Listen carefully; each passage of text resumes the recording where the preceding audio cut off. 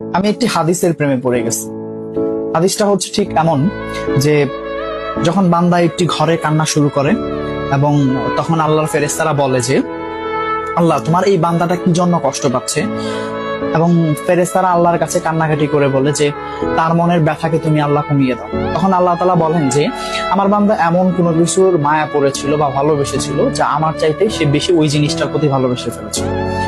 আমি আমার বান্দার কষ্ট আমি বুঝি এবং আমি দুঃখী মানুষের মানে ভগ্ন হৃদয়ের মানুষের খুব কাছাকাছি অবস্থান করি। কত দূর? এক হাত দূরে আল্লাহ তাআলা অবস্থান করেন। হ্যাঁ?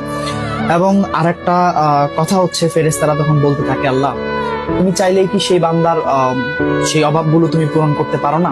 তখন আল্লাহ তাআলা বলেন যে আমি ওয়াদা করতেছি আমার বান্দা যে জিনিসটা তার জীবন থেকে হারিয়েছে তার চাইতে অধিক উত্তম জিনিস আমি তাকে দিব, যা দেখে পৃথিবীর মানুষ বিস্মিত হবে।